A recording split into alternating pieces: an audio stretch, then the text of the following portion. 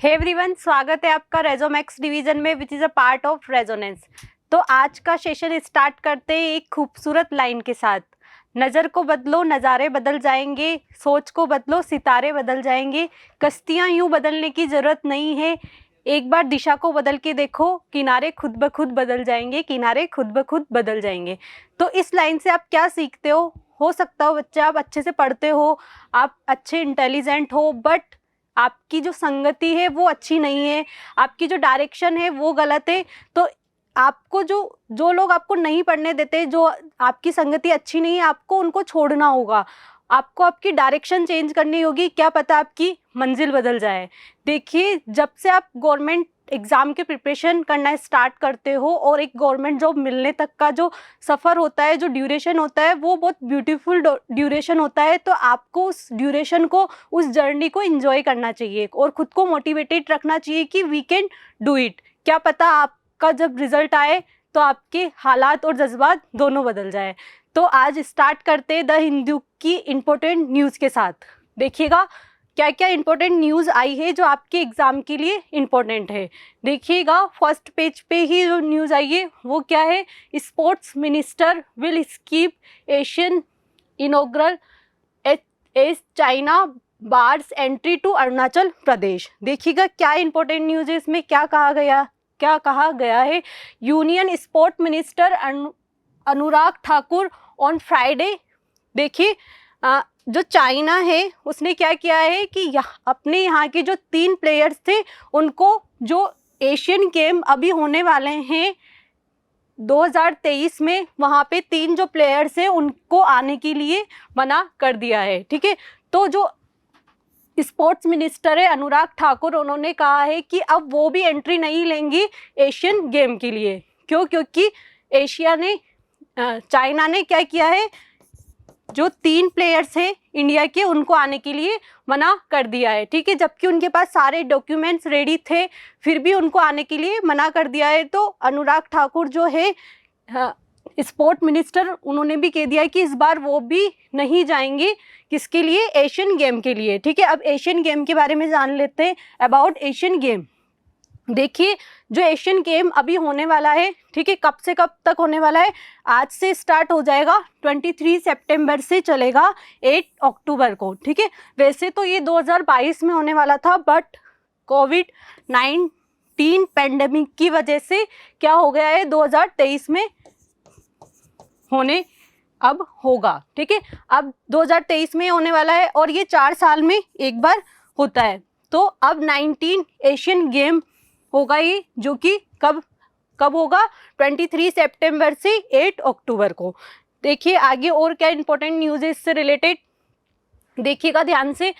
After the second world war, ठीक है, तो इसकी क्या हिस्ट्री एशियन गेम की वो भी हम जान लेते हैं।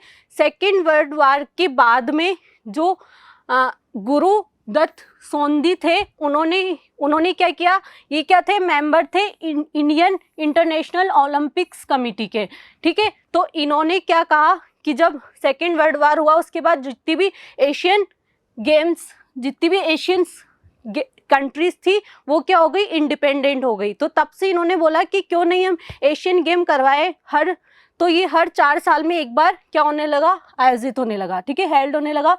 तो फर्स्ट जब एशियन गेम हुआ वो कहाँ पे हुआ था, न्यू दिल्ली में, और कब हुआ था, 1951 में आयोजित हुआ था। ठीक है, Asian game were regulated by Asian game federation. ठीक है, 1951 एंड 1978 के पहले कौन कराता था इसको, इंडियन एशियन गेम फेडरेशन इसको कराती थी। बट 1982 से क्या हो गया, उसके बाद कौन इसको रेगुलेट कराता है, ओलंपिक काउंसिलिंग ऑफ एशिया इसको रेगुलेट कराता है। ठीक है, ध्यान देना इस बात पे। 1951 से 1978 के पहले कौन हेल्ड कराता था, एशियन गेम्स ऑफ फेडरेशन।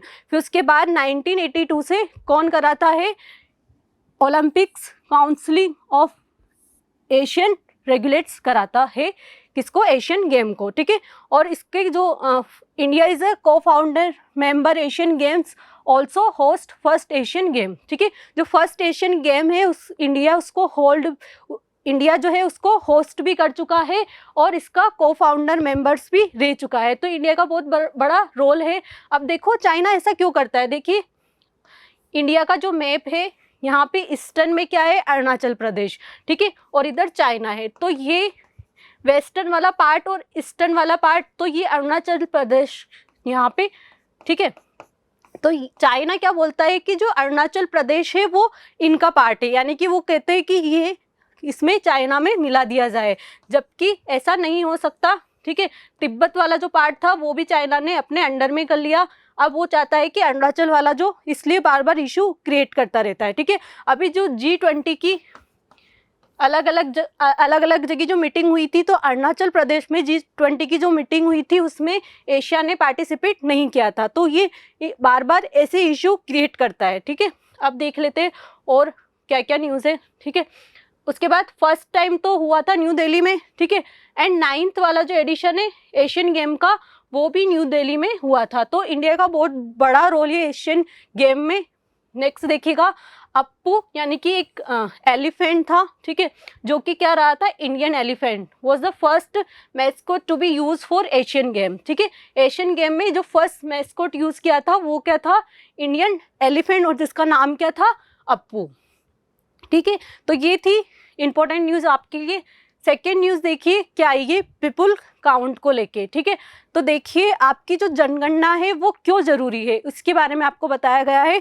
जो जनगणना है वो 2011 में आपकी हुई थी, उसके बाद क्या था, 2021 में जनगणना होनी थी।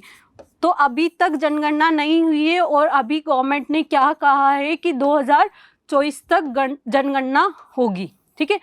मतलब जब तक होगी, अभी कोई कंफर्म नहीं है, तो हो सकता है 2026 तक होगी आपकी।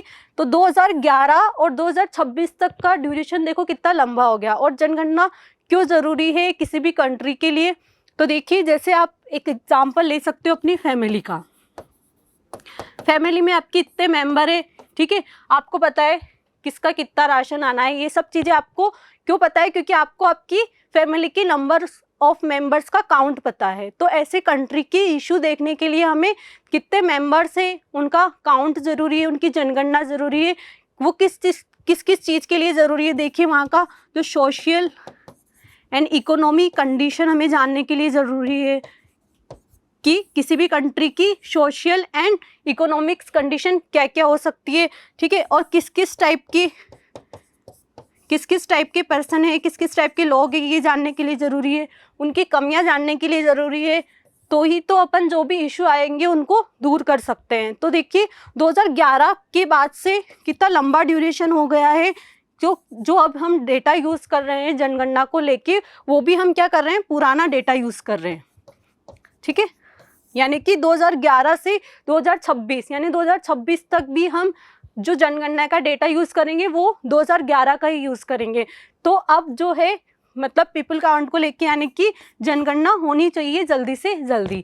तो ये थी द हिंदू की इम्पोर्टेंट न्यूज़। ऐसे ही और अपडेट्स के लिए जुड़े रहिए हमारे चैनल के साथ। Thank you so much.